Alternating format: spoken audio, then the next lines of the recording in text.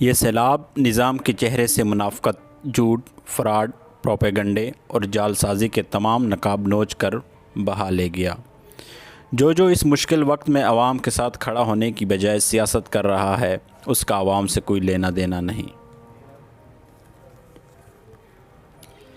پاکستان اس وقت تاریخ کے بدترین بحران سے گزر رہا ہے اور ملک میں قومی ایمرجنسی قرار دی گئی ہے۔ سیاسی اور معاشی بحران کو چھوڑ کر سیلاب کی وجہ سے یہ بحران بدترین انسانی المیہ کی شکل اختیار کر چکا ہے۔ اب تک کی اطلاعات، رپورٹس، ذاتی معلومات اور سروے کے مطابق پاکستان میں 1030 افراد کی جان یہ آفت نگل چکی ہے، جس میں 340 بچے بھی شامل ہیں، جبکہ 1700 کے لگ بھگ افراد زخمی ہیں۔ عمومی طور پر کوئی ملک مون سون کے 3 یا 4 سائیکل سے گزرتا ہے، جبکہ پاکستان غیر متوقع طور پر موسمیاتی تبدیلیوں کے رحم و کرم پر ہے، جبکہ پاکستان اس وقت مون سون کے 8ویں سائیکل سے گزر رہا ہے۔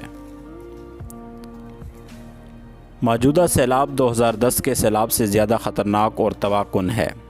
گاؤں کے گاؤں صفحہ ہستی سے مٹ چکے ہیں، مال مویشی اور آبادی سیلاب میں بہہ چکے ہیں، رابطہ، سڑکیں، پل وغیرہ تباہ ہو گئے ہیں۔ پاکستان کو تباہ کن حالات کا سامنا ہے۔ اربوں کھربوں روپے کا انفراسٹرکچر تباہ ہو چکا ہے۔ اس نقصان کا ازالہ آئندہ 10 سالوں میں ہونا بھی مشکل نظر آ رہا ہے۔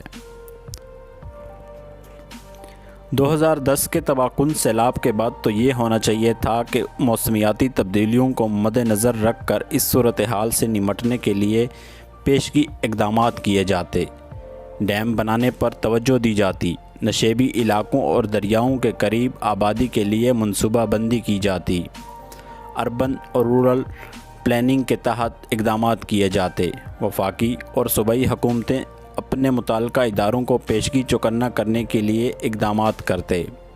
اس سے پہلے ہم نے کورونا وبا کے دوران بھی ریاستی اور حکومتی نااہلی کی حالت دیکھی اور امداد ملنے کے بعد کرپشن، غبن اور لوٹ مار کی کہانیاں بھی سنی۔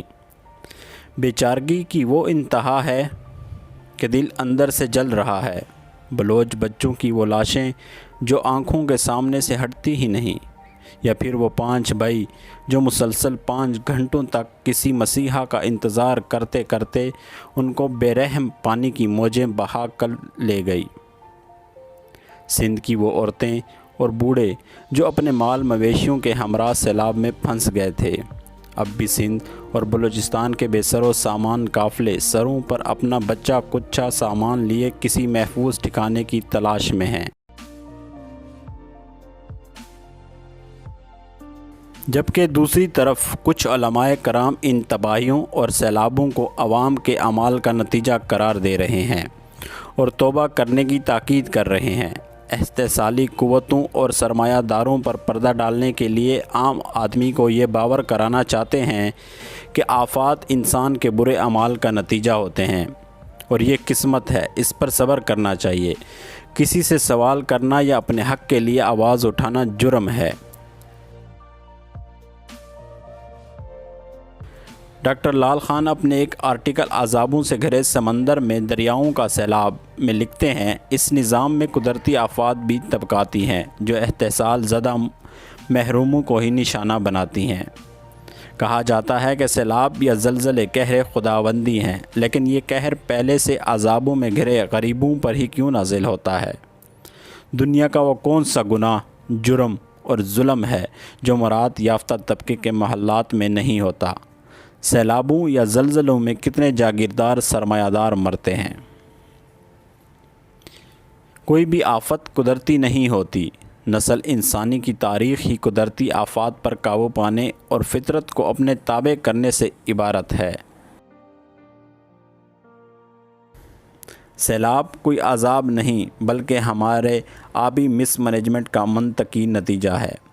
گناہوں کی وجہ سے اگر عذاب ہوتا تو غریب کی جھونپڑیوں کے بجائے بنی گالہ، رائیونڈ محل، لال حویلی، GHQ اور DHA میں بھی سیلابی صورتحال ہوتی۔